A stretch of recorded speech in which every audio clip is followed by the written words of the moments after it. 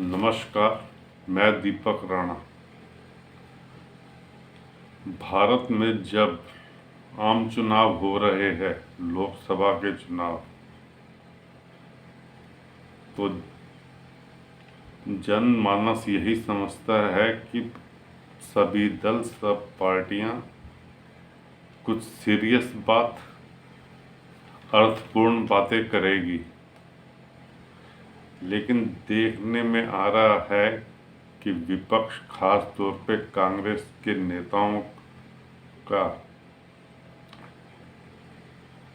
उनके बेतुके बयान, बगैर अर्थ की बातें, आपत्तिजनक बयान लगातार चल रहे हैं।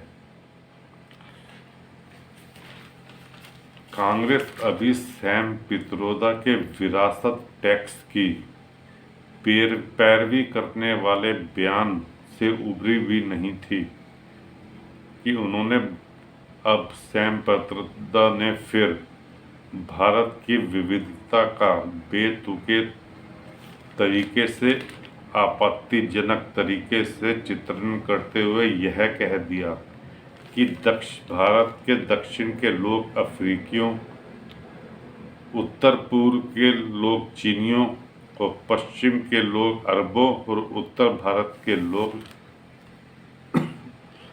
गोरे, अंग्रेज, श्वेतों जैसे दिखते हैं। इसके पहले शायद ही किसी ने विभिन्न रूप वाले भारतीयों को ऐसी उपमा दी हो, ऐसी दृष्टि से देखा हो या ऐसी समझ दिखाई हो। समझ बगैर अर्थ की समझ ना समझी दिखाई हो। यह कहना बेतुका ही नहीं है, घोर आपत्तिजनक भी है। इसमें बेशक नस्ली सोच ही झलक रही है, यह स्पष्ट है, क्योंकि यह किसी से छिपा नहीं है कि किस तरह कुछ नासमझ लोग उत्तर पूर्व भारत के लोगों को चीनी कहकर चिढ़ाते हैं, वो काले लोगों का मजाक उड़ाते हैं।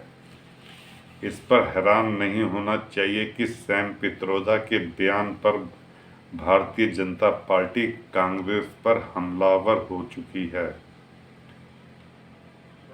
चुनावों के अवसर पर कोई भी विरोधी दल ऐसा ही करेगा।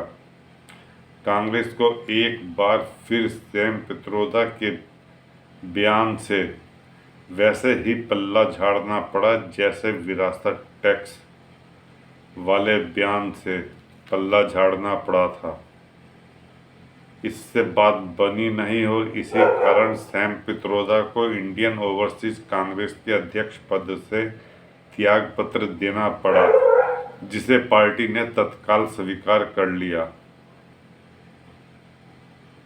इससे यही स्पष्ट होता है कि वह कांग्रेस के लिए काफ़ी बड़ी मुसीबत बन गए हैं।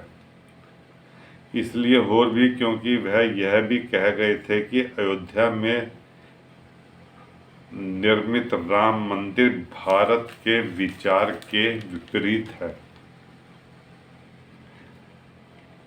ऐसा उन्होंने क्या सोचा, क्या है उनके विवेक बुद्धि पर शक गहराता जा रहा है। निस्संदेह यह बात केवल सैम पित्रोदा की ही नहीं है। बीते दिनों कांग्रेस के कुछ और नेताओं ने पार्टी की फजीहत कराने वाले ही आपत्तिजनक बयान दिए हैं।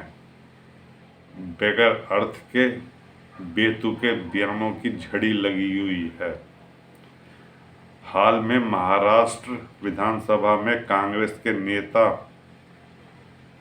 प्रतिपक्ष विजय वडेट्टीवार ने मुंबई हमले के दौरान बलिदान पुलिस अधिकारी हेमंत करकरे के बारे में कहकर यह बयान दिया कि वह पाकिस्तानी आतंकी अजमल कसाब नहीं बल्कि आरएसएस के करीबी पुलिस अफसर की गोली का निशाना बने थे।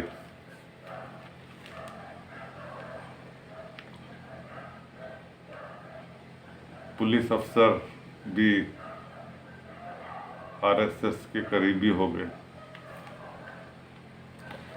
विरोध और फजीहत होने पर फिर वह लीपापोती में भी लग गए, लेकिन शशि थरूर बीच में ही कूद पड़े और उन्होंने यह मांग कर दी कि विजय वडेट्टीवार के आरोपों की जांच होनी चाहिए। और शशि थरूर जैसा नेता जो फॉरेन सेक्रेटरी भी रहे हैं, वह यह भूल गए कि इस मामले की जांच भी हुई थी और अजमल कसाब को फांसी भी हुई थी। सरकार केंद्र में और महाराष्ट्र में भी उन्हीं की थी। उस समय मनमोहन सरकार सत्ता में थी और खुद शशि थरूर इस सरकार में मंत्री भी थे। आखिर शशि थरूर इतना गैर जिम्मेदाराना बयान कैसे दे दिया? ऐसा लगता है कि कांग्रेस में जिसके जो भी मन में आ रहा है, बिना सोचे समझे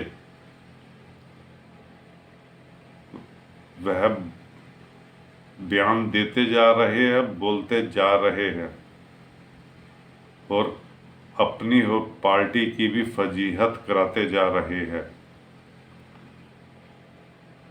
अनदेखी इसके भी नहीं कर सकते कि बीते दिनों पुंछ में आतंकी हमले को लेकर पंजाब के पूर्व मुख्यमंत्री चरणजीत चन्नी ने यह कह दिया कि यह हमला भाजपा की चुनावी नौटंकी है। बाद में अपने इस बयान के लिए उनको तरह तरह की सफाई देनी पड़ रही है।